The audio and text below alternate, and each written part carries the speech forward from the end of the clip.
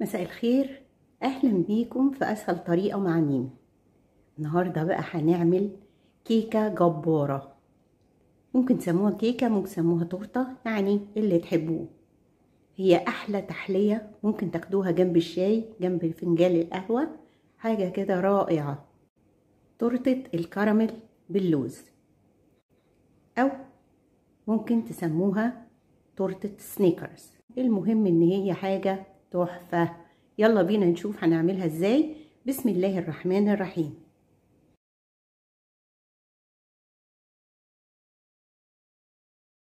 البولة بتاعتي هحط فيها نص كوباية سمنة سايحة او زبدة. نحط كوبايتين الا ربع من السكر، وقلبي بقى كويس جدا. هنزل بقى ببيضة واحدة اهي، بيض غلي، فبيضة واحدة حلوة قوي. عليها معلقة صغيرة من الفانيليا ومعلقتين صغيرين من الخل، ونخلط كل ده مع بعضه. هنزل بقى بكوبايتين ونص من الدقيق، وعليهم معلقتين من البيكنج باودر، معلقتين صغيرين بيكنج باودر.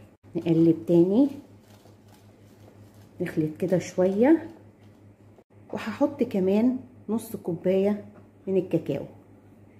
كاكاو بقى نسكويك اللي عندك، يعني ما تدقيش، كله هيدي نفس النتيجة. العجينة تقلت معايا كده، فلازم اخليها تطرى. هنعمل ايه بقى؟ حابة تحطي لبن حطي، حابة تحطي مية حطي. انا شخصيا هحط مية، كوبايتين مية بنفس الكوباية اللي انا عايرت بيها كل حاجة. هنقلب، وده بقى القوام اللي انا عايزاه للكيكة بتاعتي. وفي صينية مدهونة هنزل بقى بالكيكة بتاعتي كده، وهنخش بيها على فرن 180 حرارة لغاية لما تستوي. نعرف منين انها استوت؟ هنحط فيها خلة سنان، بس طبعا ده لما احس انها استوت خلاص. بعد ربع ساعة تلت ساعة حط فيها خلة سنان وطلعها، لو طلعت نضيفة يبقى الكيكة مستوية. كوبايتين بقى من السكر هنحطهم في طاسة ونحطها على النار، نار متوسطة، وهسيبه خالص لغاية لما يتكرمل السكر. السكر بدأ كده اهو من تحت يغمق، تيجي اقلب بقى. هو كده اداني اللون العسلي اللي انا عايزاه، ومش هغمق عن كده علشان ما يمررش مني.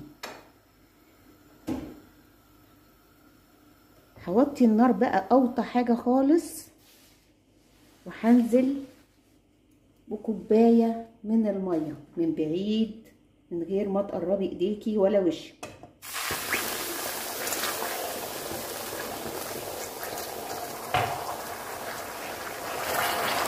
هيتجمد كده، ما تخافيش، البخار اللي طالع منه فظيع جدا. هنخلي بالنا ونفضل ندوب كده.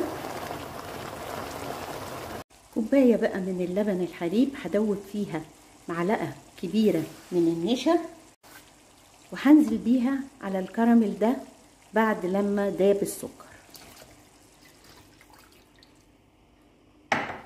هقلب كويس.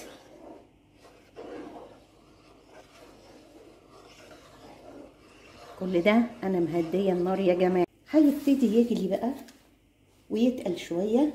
هحط له على طول معلقه كبيره من الزبده عشان تديني غناوه للكراميل. بصوا، لا تقيل قوي ولا خفيف قوي برضو.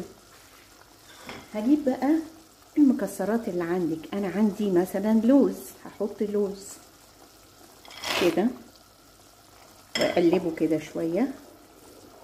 اللوز ده محمصاه في الفرن، يعني حطاه ربع ساعه تلت ساعه في الفرن. انتي بقى بتحبي البندق ممكن ماشي الحال، انتي بتحبي السوداني تمام، عين الجمل زي الفل. اي حاجه انتي بتحبيها حطيها، هتديكي برضو طعم في منتهى الجمال.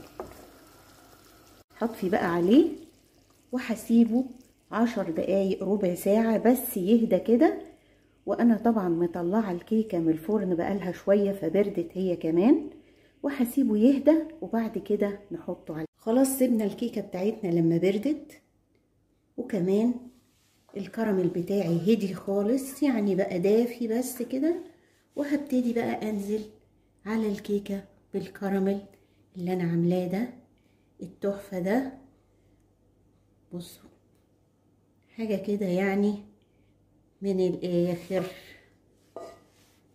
الكيكة بتاعتنا خلصت وتحفة تحفة تحفة. تعالوا نشوف هيبقى شكلها ايه.